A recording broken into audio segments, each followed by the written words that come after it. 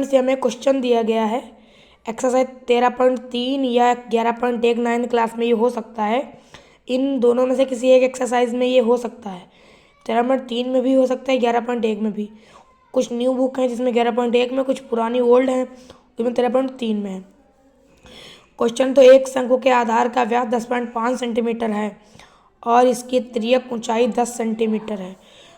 इसका वक्र पृष्ठीय क्षेत्रफल ज्ञात करना है। तो हम आपको सॉल्व में बता दे रहे हैं, हमने सॉल्व कर लिया। आप इसे से अच्छे से समझ लीजिए, यह आपके पेपर में भी आ सकता है। तो हमने लिखा शंकु के आधार का व्यास को डी से डिपोजिट करते हैं तो लिखेंगे डी बराबर 10.5 सेंटीमीटर। शंकु की तिर्यक ऊंचाई ये दी है कितनी 10। तो हमने यहाँ पर लिखा है शंकु की तिर्यक ऊंचाई एल बराबर 10। शंकु की त्रिज्या, ठीक है, ये हो गया अपना। तो हमने लिखा शंकु का वक्र पृष्ठीय, ये त्रिज्या हमें पता है कि व्यास की आधी होती है, ये लिख लिया। तो हमने अब फिर क्या ज्ञात करना था, वक्र पृष्ठीय क्षेत्रफल ये ज्ञात करना था।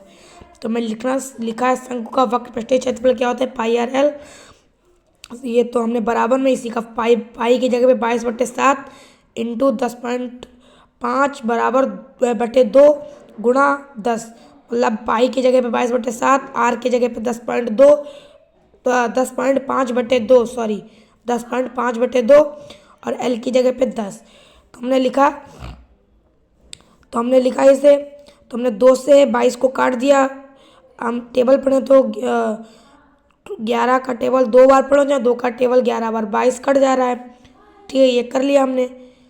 10.5 तो हमने लिखा कि 11 यहाँ लिख रहा है इंटू 10.5 इंटू 10 भाग, ये 7 बचा था हमारा, तो बटे में 7 लिख लिया, क्योंकि इससे हमें भाग भी देनी है। फिर इसकी और इसकी मल्टीप्लाई कराने पर इतना आया, फिर इसको मल्टीप्लाई करा दिया, भाग बटे में 7 रख दिया। तो इनकी मल्टीप्लाई करने पर आया 1155, बोले तो 1155 आया बटे 7।